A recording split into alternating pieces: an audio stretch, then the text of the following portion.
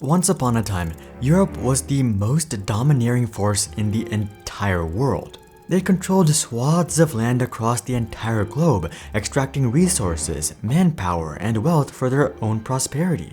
Since then though, Europe's outdated and predatory system of colonialism and imperialism has been replaced by capitalism, which is ironically also rather predatory.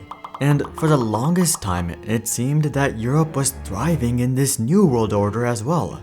They had dozens of heavyweights in the Fortune 500, in the pharmaceutical, banking, energy, and fashion industries. But there is one industry in which Europe has completely dropped the ball in: tech. Despite being some of the most modern and powerful countries in the entire world, Europe only has two tech companies in the entire Fortune 100, companies that you probably never even heard of: ASML and SAP. And while ASML and SAP are no doubt champions in their own right, put next to American big tech champions, they pale in comparison. ASML currently stands at a $272 billion market cap, while SAP stands at a $181 billion market cap.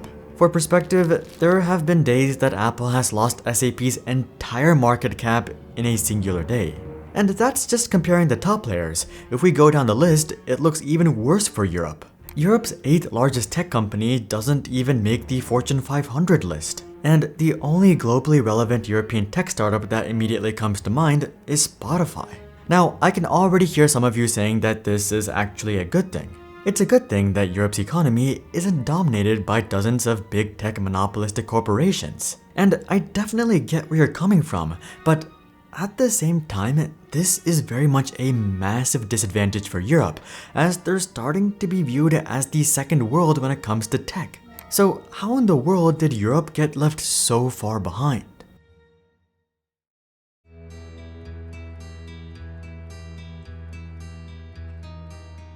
Now, it's easy to be apathetic to big tech companies. Boo-hoo, Europe doesn't have a mega tech company that controls every aspect of our lives.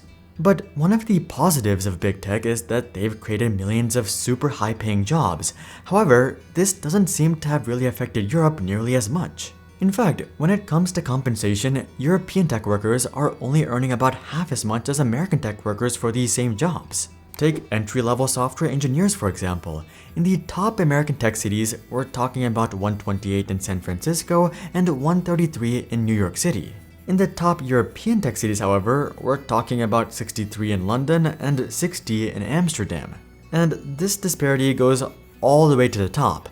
For Director of Engineering, we're talking about 202 in San Francisco and 174 in NYC. But for the same job, it's only 124 in London and 101 in Amsterdam.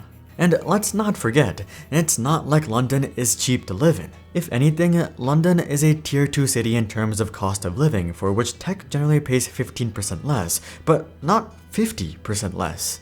You might be saying that that's because Europe doesn't have ultra-rich tech companies that can pay as much, and you're right. But almost every American tech company has a European base, and they're now using Europe as a cheap labor market. And I'm not even talking about Eastern European countries like Poland and Ukraine. I'm actually talking about top cities like London. Take Facebook for example. For level 5 engineers, they pay average compensation of $421,000 in the United States. You wanna guess how much they pay L5 engineers in London though?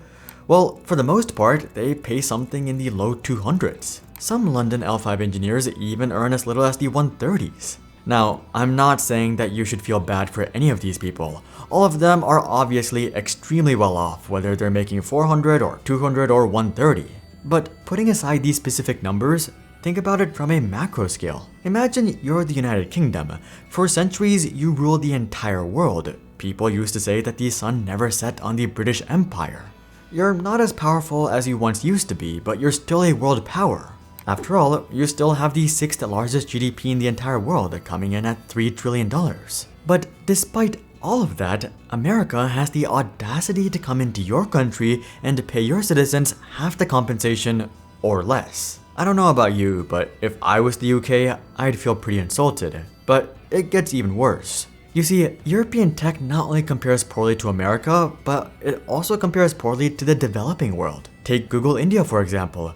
Google generally pays slightly less than Facebook, like 5% less or so. But you wanna guess how much L5 Google engineers are making in India? while a lot of them are earning high 100s, aka the top 25% of Indian FANG engineers are making more than the bottom 25% of European FANG engineers. And that isn't meant as a hit against India. If anything, it's actually the exact opposite. All this shows is that India is very much heading in the direction of becoming a first world country, while Europe is heading in the exact opposite direction, all because of tech. And all of that is just looking at the UK, one of the most prosperous European countries. Most European countries compare even less favorably to the modern tech industry, which brings us to the question of, what in the world happened to Europe?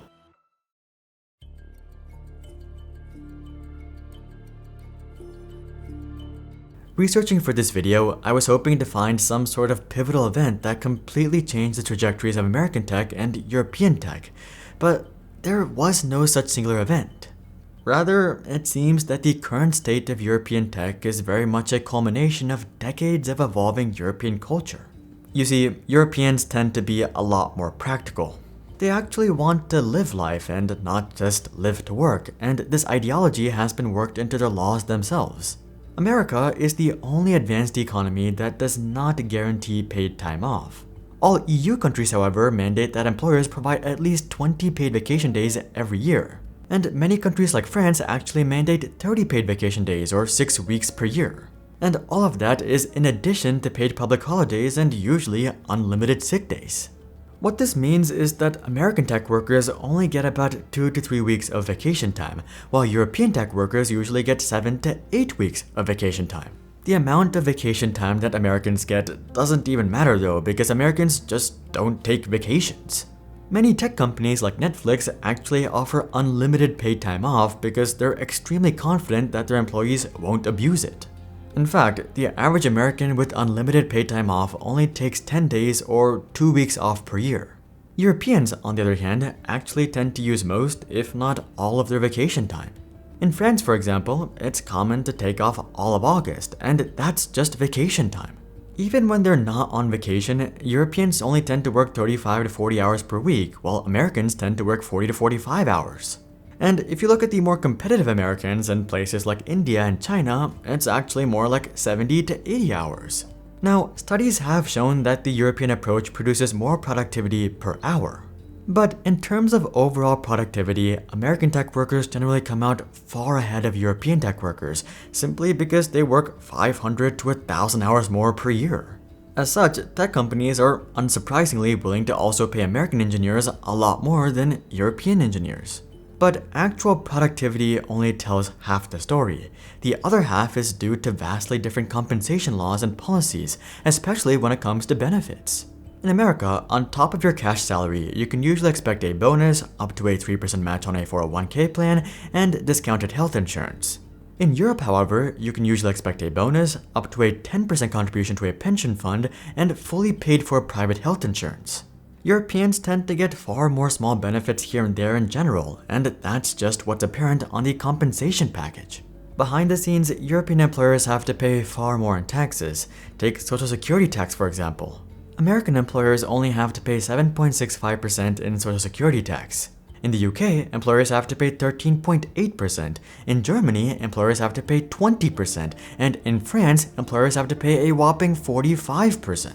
Companies are obviously going to take all of this into account when making job offers to Europeans, leading to far less upfront compensation. So all of that kind of explains the quantitative side of lower European compensation. But the reality is that the biggest factor leading to Europe being left behind actually has nothing to do with objective reasoning.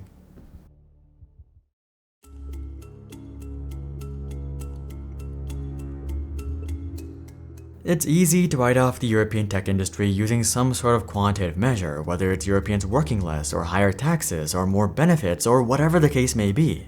But the truth is that there is only one reason why the disparity between American tech and European tech is so large. It's because Europe has something that America never had and likely never will: contentment. Whether it's on a macro scale where big tech companies are trying to grow to billions of users, or on a micro scale where employees are vying for the next promotion or bonus, Europeans often just don't care, at least not nearly as much as Americans. Take employee tenure for example. The median employee tenure in America is 4.8 years, while the median employee tenure in Europe is over double at 9.8 years. This is primarily because Europeans are far less likely to constantly jump around companies looking for the best compensation and title possible. And that isn't to say that Europeans aim low. They absolutely do want a solid income, healthy benefits, and a comfortable retirement. But that's also all they want. They're not looking for the mega millions that American tech workers are often after, and likely the best example of this is stock-based compensation. You know how we were talking about European tech workers only being paid half as much as American tech workers? Well, that's only if you look at total compensation. If you're just comparing cash salary and bonus, European tech compensation is actually quite comparable to American tech compensation, especially when you factor in more paid time off, larger retirement contributions, and better health insurance. Where European compensation actually falls way behind is stock-based compensation.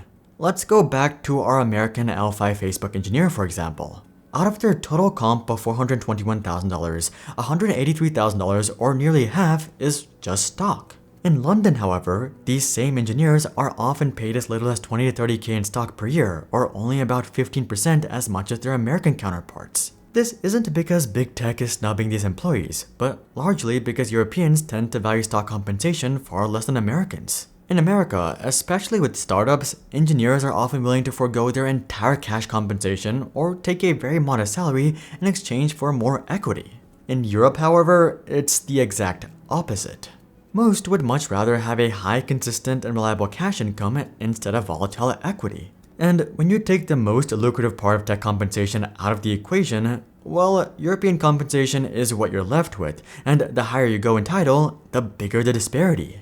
European L7 Facebook engineers, for example, are earning up to $500,000 less. And honestly, I don't see this changing, as this isn't just the case with tech, but basically every industry. US doctors average over 300, while many European doctors don't even cross 100. US lawyers often cross 200, while European lawyers often don't cross 100. It's the same trend that's carrying over to the tech industry as well, just at a different level. And given that the Europeans that do want to earn more money and start big companies just come to America, it's likely that this disparity will only grow with time. But hey, maybe that's not such a bad thing. Europe may not be home to the highest salaries or the biggest tech companies, but they are home to the happiest people on the planet, and in the end, that's what really matters. With historically high interest rates, the appeal of bills and bonds is higher than ever, yet traditional brokerages haven't really adapted with the times. They still expect people to use clunky bond tables, scroll through long, overwhelming lists, and even use virtual keyboards till recently. And that's why we created our own modern bond platform, Silo. At Silo, we prioritize the user experience and the ease of finding and investing in the issuers you know and trust, so that you too can easily lock in high yields. Also, choosing a strong user experience does not mean sacrificing on safety. Every Silo account is insured by $500,000 in SIPC insurance and $2.5 million in FDIC insurance. Also, all funds deposited on the platform will be maintained by our trusted custodian, Interactive Brokers, who has experience managing $373 billion worth of assets over the past 45 years. So, if you're looking for a modern way to invest in bonds, please consider checking out Silo in the description below. Someone else that's getting left behind by the tech industry is the American middle class. Check out this video to learn more, but until then, I'm Hari, and I'll see you guys on the next one.